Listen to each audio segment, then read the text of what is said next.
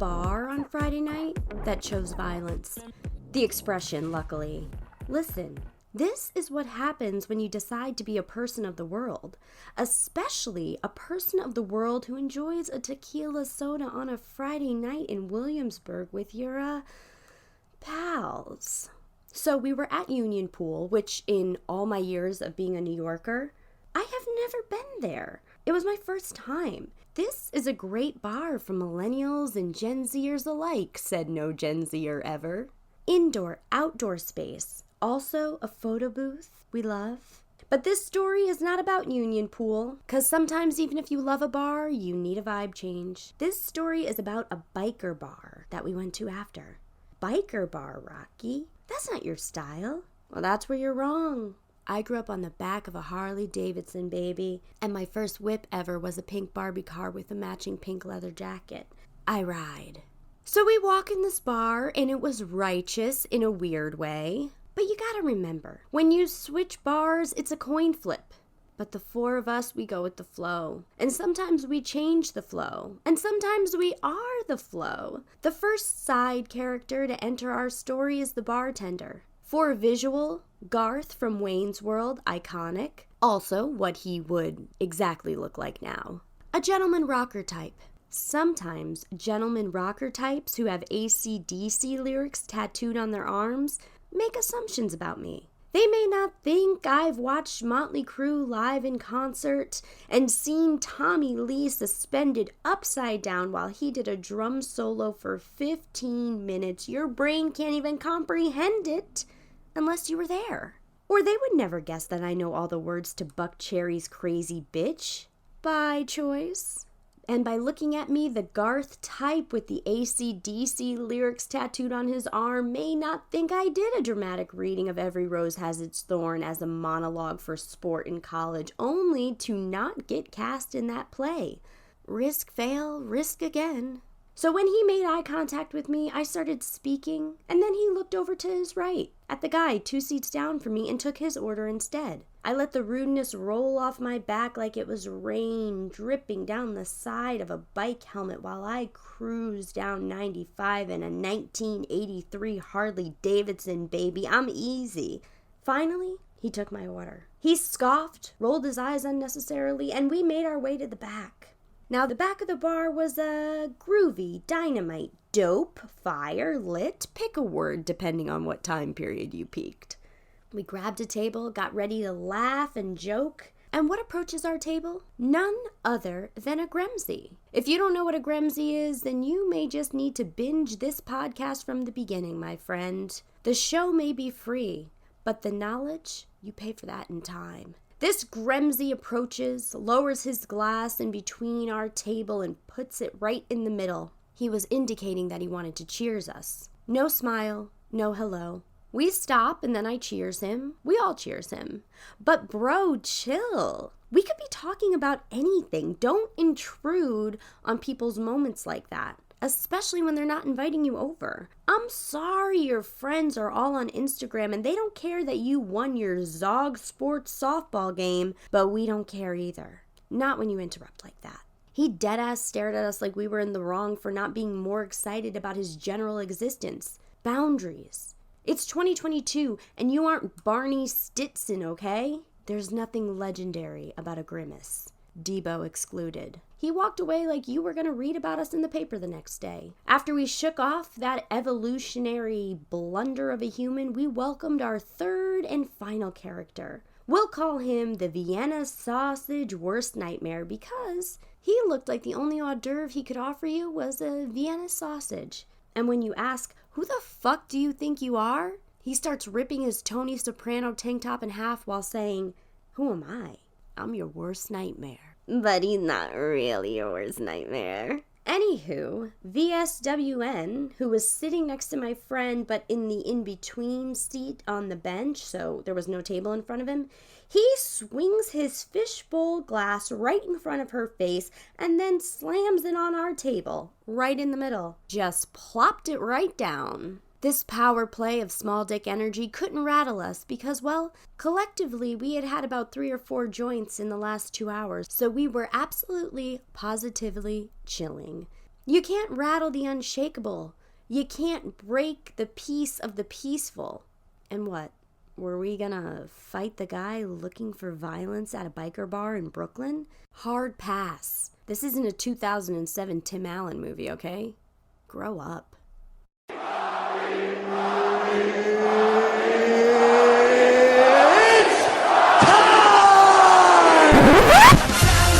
Time for the Rocket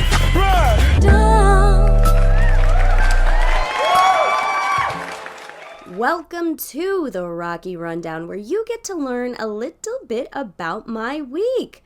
Party God Squad, hello! Did you have a good week? I sure hope so. I hope your gas tank got filled by someone who's also trying to fill you up. And I mean that literally. You're a piggy bank, baby, not an ATM. Start acting like it. I had to take care of some business in Tenafly, New Jersey earlier this week. Never been. It was a cute town. Seemed very wealthy. They had a brasserie, right? Is that how you say it? I say it in my head as brasserie. You got a word like that? One you know you're saying wrong upstairs, but when you hear it, it's just a silly little joke for you. Tenafly also has train tracks running through it. Adorable. A smoke shop for my stoners. Owner's Mustafa. His friends call him Frank. It's called Puff City. Check him out. If you pop in there, tell him Rocky sent you and he'll shave a little off the top. I found this interesting. Tenafly has affluent begging whites. Have you ever had two 10-year-old white boys named Carl and Jake who just finished a multi-course meal and large milkshakes come up to you and ask for $2 cash in broad daylight after you remember your groceries are gonna have to go on a credit card this week 'cause that money ain't hitting like it should till the 15th? How do I know their names? 'Cause they were embroidered on the back of their LL Bean backpacks, you fool. Begging whites rocking LL Bean and new Nikes. Now that's progress. Mustafa gave me free CBD oil. Incredible. And I have a secret and I feel a little guilty about it, but I was enjoying the CBD more than weed in that moment. And I always say, you gotta evolve. So I'm sitting with this information and processing it, and I will report back soon. But I just am whispering because I don't want my weed to hear me, because I still love my weed. I just really liked being high on CBD. It's different. I discovered I have a condition called exploding head syndrome. Exploding head syndrome is a type of sleep disorder in which you hear a loud noise or explosive crashing sound in your head, and in your head only. The sound isn't real or heard by anyone else. The episode typically happens suddenly, either when you're beginning to fall asleep or when you wake up during the night. The thing is, there isn't a ton of data on it yet, so scientists don't know exactly how many people have it. What they do know is that roughly 16% of college students have it, so I'ma just jump onto that statistic because I once was a college student and we out here suffering silently, loudly. It might come from meditating a lot. I love a meditation, but be careful. The more you meditate, the more you're able to recognize lies. It's true. Meditation can unblock a lot of shit in your brain, making you more clear-headed. If you're more clear-headed, you're more cognizant of the energy in your orbit. Since lies are energy being morphed into fallacies and then spat out of your gullet, they interrupt the regularly scheduled energy you emit, thus making it easier for a clear-headed meditator to pick up on an energy indiscrepancy, aka a lie. Side effects may include, but are not limited to, exploding head syndrome. In the spirit of mind expansion, you got homework, my friends. Watch a documentary on something you know nothing at all about. Seriously. There are other documentaries out there besides murder ones. I once watched a documentary on a woman who Rosie the Riveter may have been based on. And ever since then, I've not only been smarter, but wiser. Come on. What's something you really want to learn about? I'll go first. Eagles. Well, the Eagles. The band. I don't know too much about them, except that Brody Jenner's brother was married to one of their daughters, and she seemed peaceful, and I liked that. Also, Hotel California. By the way, still no fans or listeners in Rocket City, Arkansas. You mean to tell me you don't have one friend in Arkansas? Well, change your Hinge location and see what bites. Oh yeah, You can do that. And that to me is fucked up. Don't do that. I take it back. But do spread the word, party gods. Just a reminder, it is still Pride Month, so happy Pride, everybody. I attended Brooklyn Pride with the entire gang. Yes, that's right, the entire gang was there. And if you need to hear this message right now, whoever you are, keep letting your light shine into the world, baby, because it's a better place with you in it. Mwah!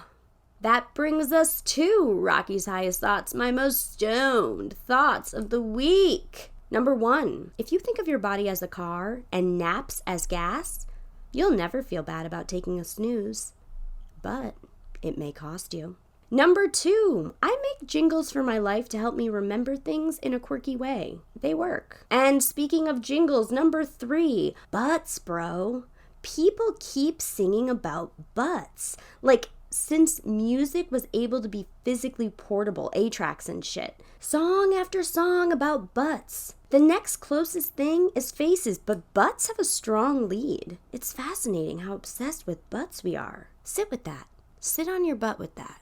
Number 4, if you take yourself to the same fancy restaurant every day at 7:30 at night and sit at the bar, enjoy your meal and leave, but your soulmate comes in at 8:45, same restaurant every single day, and they do the same thing, are they really your soulmate? And number 5, if you get bit by a pig and you tasted like bacon, only then would they get it. My guest this week is comedian Yola Lu. Yola's wild word was rage, so you better climb atop a very tall fixture at the VMAs, baby, because this story is bound to stop traffic. If you haven't done so already, please like, share, and subscribe to the podcast. You can follow me at Wild Nights with Rocky on TikTok and Instagram, at Wild Nights Pod on Twitter. If you want to watch extended interviews with all of my guests, please subscribe to me on YouTube. And if you want to support the show with your wallet, hop on over to the Patreon and join for $2 or $5 a month. A big thank you to everyone who's written a review on Apple Podcasts, and a future thank you to everyone who is going to write one after the episode is over. It really does make a difference. And now, please enjoy my Wild Nights conversation with Yola Lu. Yola, welcome. Thank you for doing the podcast. Of course. Thank you so much for having me. Thank you for finding me and getting me on this podcast. It's so cool. Absolutely. No, after I looked up your stuff, I go, if this girl lived in New York or if I lived in Texas, we would be friends. So I'm just expediting the process. Happy to meet you. You're my first guest that I'm interviewing from Texas. So this is a big deal. That's awesome. That's really cool. Yeah. I could definitely also put you in touch with other comedians too, if you ever need. Oh, yes. Let's like definitely. Yeah. Yes, absolutely. Let's definitely talk after about that because your whole vibe, your whole comedy scene, you just seem like you're a lady who likes to have fun. Yeah, I do. Yeah. I like to have fun. Yes. I could kind of, I'm a lady that likes to have fun as well. Some people might even say I love to rage. Yes. So Yola's wild word was rage. We know I'm excited about it. The Party God Squad is excited about it. Yola, give us your wild night story, rage. Okay. So this was when I was in college and And where did you go to school? I went to school at the University of Washington in Seattle. Oh, cool. So a bit far from home then, yeah? Yeah. Yep. So that's where I was. And I was, I think a freshman. A freshman in college. Mm-hmm. And I was driving at the time with my best friend, who is now no longer my friend. Hey. We're ex-friends now. Got it. It happens. Yeah, exactly. And we were driving on the freeway, and this was bad, but phones on the road that were blocking my path to keep driving. So what I was supposed to do was I was supposed to merge over to the next lane, and then I didn't notice that I just didn't know what to do, and I just swerved out of the way of the cones, and I should have just hit the cones. Gotcha. To be honest. Yeah. Because I was not looking at cars or anything to see if I was going to hit anybody. But of course, all these other cars had to swerve out of the way too, or slam on their brakes and everything. To avoid hitting you? Yes. And this was daytime, nighttime? This was nighttime. Gotcha. This was nighttime. So this was pretty, so I was just kind of like an inexperienced driver at this time. Right. And I know a lot of people will say things about me being an Asian driver and Oh all this yeah. stuff. Yeah, with the Jesus Christ. Yeah, stereotype. people are so fucked Yeah, up, man. I know. And then, but I don't know, maybe this was like a bad stereotype day, but Right. I swerve into the lanes and then we are all fine. Everybody's fine for some reason. Like Yeah. nobody got into any accident or anything. And then what ended up happening was I guess this one lady was so upset that I did this. She drives back in front of me as we're back going at 60 miles an hour. And then she slams on her brakes Uh-huh. and then she stops her car going at 60 miles an hour. And I also have to slam my brakes as I'm going over, as I'm driving. And then we are basically, I think she was expecting me to hit her car On purpose. on Like she was purpose. doing it so you would hit her on purpose. Right. And I don't hit her car and I miss it by like an inch or Like a half an little inch. Like, sliver of a hair. yeah, Yeah. like a little sliver of hair. And then so I was like, whoo, that was great. And then I had no idea what was about to happen after that, but I was like, what's going on? Like this is I was still a freshman in school, like just Right. didn't know what was going on. And then she gets out of her car and she is this like really tough looking Asian lady that like had Okay. all these like chest tattoos and like piercings and everything. Like to be honest, like she looked like she was part of a gang. Gotcha. And Younger she woman, was older woman. older woman. Okay. And she was so upset with me. And then I could tell she was very, very mad because she took a rod out of her car, like a metal rod, and she starts beating my car windshield and my car, like my just the front of my car and everything. And me and my friend are sitting in the car and we're just freaking out about this Yeah. because we have no idea what's And supposed she's to be breaking the happening. windshield, obviously, right? She actually did not break the windshield. Like she didn't. Oh. And I forgot to mention this. Like because I didn't hit her car, she actually takes her car and she puts it in reverse before she gets out of her car, and she slams it into my car over and over and over again, like into my car. And then she comes out with the metal rod and starts beating up my car. No And time for then talking. no time for talking, no time for like, and then me and my friend were kind of just like, what the fuck? What Yeah, the yeah, fuck? yeah, yeah, Like yeah. in the car. And then my friend is like trying to tell me to like drive off and everything, but I'm just like, this is gonna be even worse if we drive off. Yeah. And then so she like tells me to open the window. And then I go and I just like, as like an idiot, I open my window, I roll down my You were window. probably so panicked. Yeah, I was so panicked. And then I rolled down my window and then she was like, she starts yelling at me and then like kind of like holding the rod that like a cheat like a mean teacher would, and then Okay. like kind of like hitting her hand with it. And then I like start apologizing profusely and I'm like, I'm so sorry, I'm really really sorry about this. And then she like she tells me that if I do this again, she will go and try to hunt down my my family and friends, and like she like threatens them. And I was just like, I don't even know how you think you're going to find them or me or Right. whatever and stuff. And then so because I was so apologetic and because she saw how young I was, I think she felt a little bit like sympathetic to me or something, because I wasn't trying to like start a fight with her or anything. Right, right, right. And You then were so just like, were you crying? I wasn't crying, like Okay. surprisingly, like I wasn't crying. I was just like I was just so panicked. And then she like after she threatens me, she just like leaves. She just like gets back in her car and she leaves. Like and then my friend was like, you need to call the police. And I was just like, no, I'm like too scared to call the police Yeah. because like I feel like if I call the police and we track her down, we end up in court or something, she's gonna like really come after me. And then so I never called the police, and it was just like slight damage to my bumper. He like reversed the car on Yeah. me. But surprisingly, and there was like a few scratch marks like on my windshield and also on my car when she was like hitting it with the rod.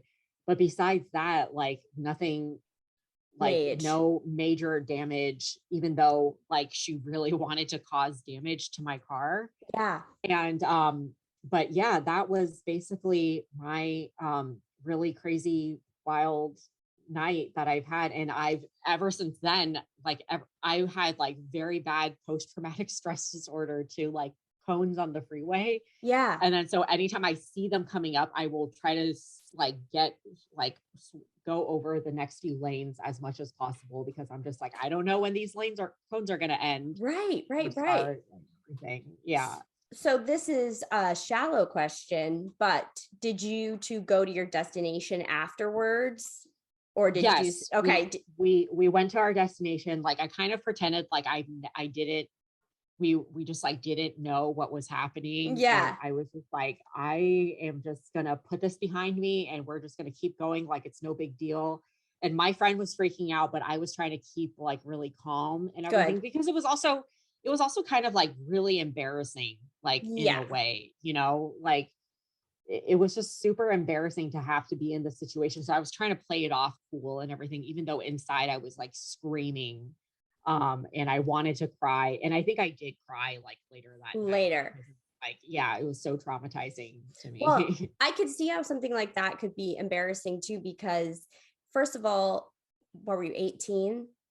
Yeah, So yeah. you're 18 years old. This person in the car with you is probably not a friend you've had for more than a year.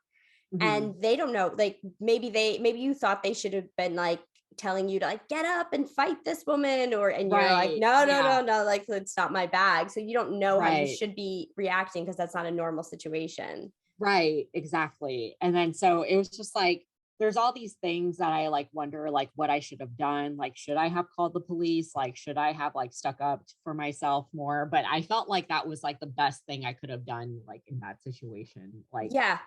yeah. But like I think I remember telling my parents and they were just like, you should have just hit the cones. Like you should have just like gone and hit the Yeah. cones like But you next didn't time. And I know. was like, right. And then so, but now I know, like, just hit the cones, like they're Yeah. just filled with water. Yeah, Like yeah, it's yeah, no yeah. big deal. Yeah. Now, when you say cones, do you mean those like cylinder-esque cones? Those like huge cone. Yeah. The cylinder S cones, like the really big, not the like the little traffic triangle cones. Yeah. I have cones like that near my apartment. And recently, it's a really busy intersection. And recently, I saw a truck drive through them, and I didn't even know you could drive through them. So I'm just watching. Right. I thought, but they're made for those like really large industrial trucks. And so when I Right. saw it, I was like, okay, I was this many years old when I figured out you could do this.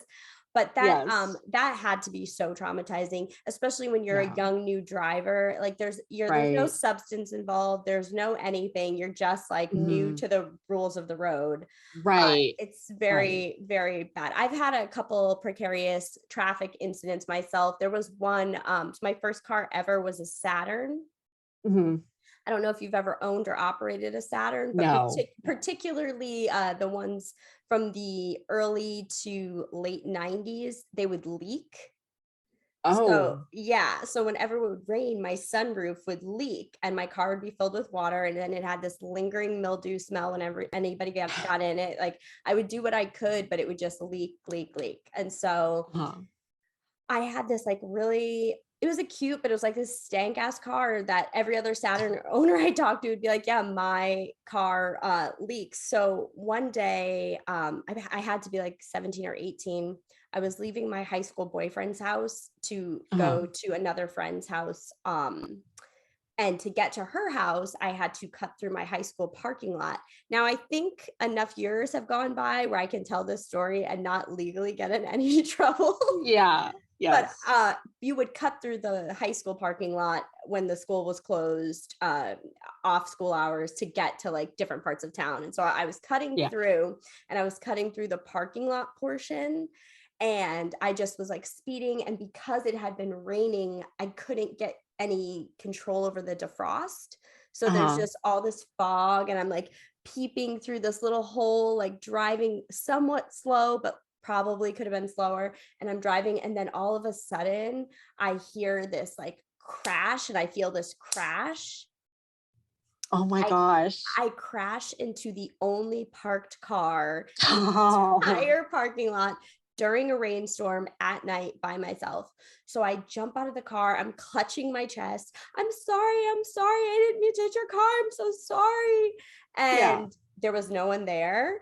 And Yeah. so I reversed my car really quick. I looked at the damage and there was like it definitely wasn't a dent. My Mhm. license plate, which was a vanity Marilyn Monroe plate that said Oh my Hollywood. gosh. That's so funny. it That's was great. it I was love it. yeah, it was crumbled like tinfoil, but there was only a couple scratches on this car. And then I just Oh, panicked and I reversed and I drove away. And I was like, yeah. oh man, there's no like I'm sure there are cameras, but like no camera's gonna make out that I did it. And I just lived in fear for Right. about 3 years and never cut through the high school parking lot again. So we Yes. all make mistakes driving, is what I'm trying to Yes. say, especially as Yeah. young women.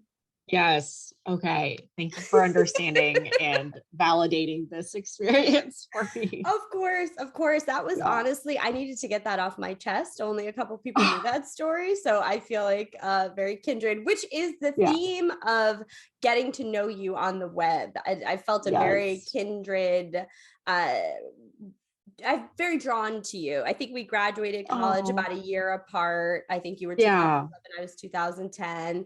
And Yes. Oh my um, God. and so I'm Yes. like, man, you're pretty innovative in your town. So you're in Austin, right? Mhm. Yeah. Yes. And from Yes. my research, you're kind of like the founder of a lot of stuff. You created your Yeah. improv Yeah. team. You Yes. created a film festival, right? You're one of the founders of a film festival that's going on. No, Or no. all right, so I talk about was that. the film festival. I help out like with it sometimes. Like Okay. we will partnership with a film festival, but there is a film festival called the Austin Asian American Film Festival. Yes. And a feature film that I starred in a few years ago actually premiered at that film festival last year. Wow. Uh-huh. Yeah, which was really cool. And then so that's kind of my tie with like the film festival. And then I've like done some like promo videos for them so since Gotcha. then and everything. Yeah, because it was also like my dad's like first time like seeing me on like a big screen, and Uh-huh. also like it wasn't his first time watching me do stand up, but it was like they also had me do stand up right before the film screening, which Right. sucked, by the way. It was like for some reason I just like ate shit. Not the And crowd, maybe. it was like there was like 300 people in the crowd, and then so Gotcha. it was like it felt really bad eating shit in front of 300 people. Right. Right. And then right before a movie that I was supposed to be starring in, You're like, okay, like here's this chick. yeah, and then so it's like, oh my gosh, this is so embarrassing. And then but like the movie got like really good responses and Okay. everything, and then so at least that part was good. And yeah, so it was like that's how I'm involved with like the film festival. But I did co-found a improv troupe in town called Y'all We Asian. Yeah, it's because we're all Asian and Yes. we're in Texas. Yeah. And then It's so a little blend uh of both. yeah, yeah. So that's kind of how we came up with the name for it. And then so we started in 2017. And then we've just been like I've been still like producing things for it ever since. And That's it's been fun. Yeah.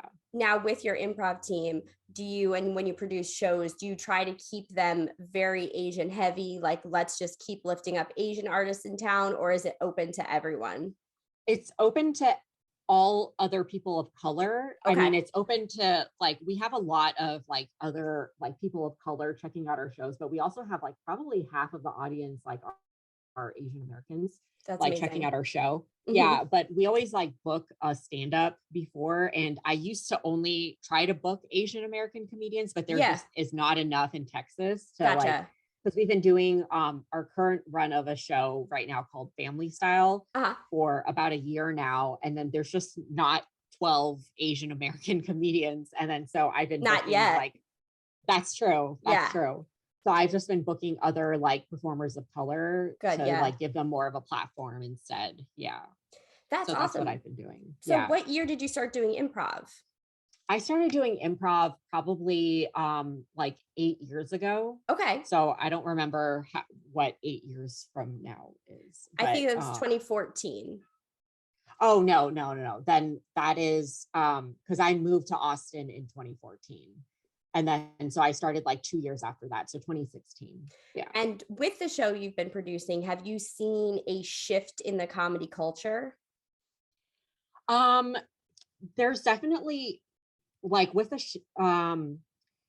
shift has definitely, like, the Austin comedy scene has just grown like tremendously. Like it has like doubled in size like since the pandemic. Yeah. And I mean that, so there's kind of like I want to say it's starting to like meld together a little bit, but there's definitely still like an OG comedians like Scene, kind of scene. And then there's like the new comedian scene where they hang out at like specific rooms and stuff. Yeah. And then like the OG comedians like still kind of hang out at all the old spots and everything. Gotcha. Because there's a lot of rooms that opened up, like Vulcan and Creek in the Cave. Yeah, the Creek in the Cave used to be in Queens. Yeah. And I mean, like a lot of the everybody like performs at the Creek in the Cave and everything, but I've definitely seen like more newer comics will like gravitate towards like Creek in the Cave. Yeah. Because it's like it's an established name and everything. And it's like, and since we currently don't have Cap City, which is like our biggest was our biggest comedy club, they like shut down during the pandemic and now they're reopening. Okay. Yeah. And then so that was kind of the place like all the original comics would like go to and stuff. So people had to kind of disperse. Yeah. And then so now there's like the Velveeta room, which is also kind of like a mainstay here in Austin too, that people hang out at and everything. And then there's just like open mics that are like also mainstays that people also do. Yeah. Well, since the Austin scene has boomed over the past couple of years, which we've seen, especially since Joe Rogan moved there, that's been like everybody's like, we'll just follow him. And a lot of comedians that respect him, I guess, are going down there now because he's spreading the good word. Yeah, Kill Tony is here now too, like the Tony Hinchcliffe guy. Oh, I think he moved to Austin because he does his Kill Tony show like every Monday or something. He's the comedian who every post that he makes is a different movie poster, right? I have no idea because and I'll just say it, I'm not a fan of him because of what he did to the other Asian comedian. I don't know this story. No. Yeah, it was a viral clip that went on the internet. Yeah, his name is Pang Dang. And I feel comfortable saying his name because he was the one who like released the video and everything. But he went on and he was like, he had gone on stage beforehand and then to open up for Tony. And then Tony comes up afterwards and says like, oh, give it up for that chink. And was just like kind of saying all these like really rude things about him. And it was just like, and everybody in the audience was like, yeah, this is so great. Christ. And then so I, ever since then, because I'm also friends with Peng now, like since I've moved here, like he lives in Dallas. Yes. I was just like, because I like support him and everything, I'm just like, I will like never support Tony and go to his, like try to do his thing and go on his podcast or whatever. Like, not that he would invite me, but I just in case. You're like, don't bother Tony because she's not accepting the invite. And I don't know if he meant it at a hateful place because I don't actually, to be honest, like I don't actually think he's like a racist guy. I think he has a lot of other issues that isn't just surrounding that. But so which is also why I shouldn't talk about those other things because I don't have permission to. Right. But at least like, because he does try to have like other people of color like open for him and stuff like that. And so he's been like trying to give opportunities like that. But I don't know if it's just to try to make himself like look better after that whole situation. Like he got dropped by his agency and everything too. Like just like it just went viral on the internet afterwards too. And a lot of like Yeah. And a lot of like prominent Asians like spoke up about it too. And so it was like all over the place. Yeah. Did Ping kill it? Maybe Ping killed it. He did. You know what I'm saying? He did really good. Shout out to Ping. Yes. Yes. Shout out to Ping. Yeah. Now, before the scene started to blow up, was there any part of you that thought, I might need to get myself to New York or LA pre-pandemic? Yes. I was actually, so this is going to sound so crazy, but I was actually planning to move to Los Angeles because that's where like, because I also try to pursue acting as well. So I thought that would be like a bigger pond to try to get my feet wet in. Yeah. And then I talked to a psychic and she actually told me to like, I was actually during the pandemic, I was living back in Seattle with my parents. Okay. And then, so my plan was to move to Los Angeles after I was done staying with them. And then I called a psychic and she was like, no, you should move back to Austin. And then I was like, what? And she was like, the opportunities are just going to be better for you there.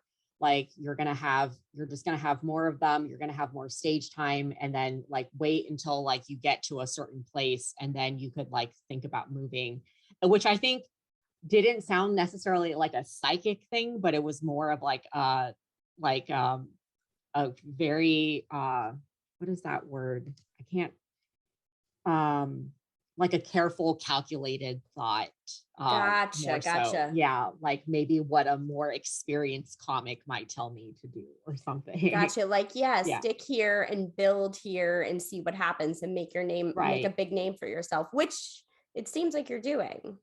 I'm trying to. I mean, I'm not anywhere close to, doing that, but I'm working at it. Like I'm doing the improv, I'm doing the stand-up, I'm doing the acting it all. And the producing. Yeah. So trying to, and then trying to build, like I'm trying to film a new web series that I just wrote and everything too, like sometime this year or early next year as well. So well, I really loved your last web series. I don't think we talked about that yet. Uncomfortable is the name of it. It's 6 episodes and they're bite-sized episodes for anybody who wants to go see it. You'll have to go to Yola's Instagram, click the link tree, and then you'll find it there. But I watched it like that. And I don't want to give too much away because I do think people should go and watch it. But I will say this, it's slice of life episodes, and just kind of really everyday situations that you would find yourself in, but that are uncomfortable. Right. Yeah. It was kind of like a mini curve. Very well. Yeah, it's kind of like a mini curb almost. Yeah. I loved it. And I was going to ask you, I just don't want to get too out of the box for anyone who hasn't seen it, but I was going to ask you really quickly, were any of those inspired from real life events? Yes, almost everything was inspired from, I kind of figured. Real life events. Yeah. Yes. So go watch it, especially if you are a millennial woman. I think you'll really, really love it, but everyone can enjoy it. Thank you so much. It was great. It was really great. So you're working on another project now. Yeah. I'm working on another project that is more, it's also another like slice of life type of thing, but it talks about like, so I'm currently going through a divorce right now. Okay. From my ex-husband. And then, it talks about my divorce. And then after my divorce, I like started dating again and went through a lot of heartbreak and everything. So it's kind of like, episodic, series following like me, getting to like over this one person that I was really interested in. Post-divorce. Post-divorce. Okay. Yeah. So it's like, it's very real. It's very raw as well. And then, so it sometimes feels very like uncomfortable reading it because I'm just like, oh my God, this feels so like vulnerable. And are you, if you don't mind me asking, are you far enough from the divorce now where it's like you can reflect on it through the comedy and through the writing, or are you still kind of in the mess of it? I'm still kind of in the mess. I think I'm a little far enough now that I could like, because I like have started writing jokes about, or at least about my and everything. And then, but it's like, I don't know if that was just like a way to cope necessarily. I think it's a way out. Yeah, because I definitely wasn't good at sitting with my feelings and trying to like process my emotions for it. Yeah. And then so I like jumped into dating like almost right away after like my Ye- husband left Yeah. and everything, which was not good for my mental health at all. Like No. it just like really ate at me. And then because I realized like I couldn't be alone. Like it was really hard like for me to be alone. And Yeah. then so that was just something that I've like we were together for 8 years. And then so it was like I've always had like a buddy or like a partner with me the whole time. And I'm assuming throughout your entire 20s. Yeah. Yeah. And then throughout my entire 20s, I was always like he was basically the main person that I was seeing throughout my entire 20s. And then yeah, so it was hard. Yeah. Well, I'm sorry to hear that, but I was definitely in the pretty much exact situation as you. So the 8 years, Oh, the whole like 20s thing. So it is hard, and but you can get yourself to the other side of it. And I think a lot of the way you get yourself to the other side of it is through creativity and letting yourself be yeah. vulnerable and yeah, not dating right away. But Right. if anyone's listening that needs to Yes. hear that, like just take a breath, maybe meditate, smoke a joint, you'll be all right. Yeah. You Yes. don't, yeah, Tinder won't solve your problems. It will just No. create more right off the Yes. bat. But Absolutely. well, now I'm doubly excited to see this web series because Yes. you knock it out the park for me. Can you tell everybody where they can find and follow you, what you have coming up, so the people know? Yeah.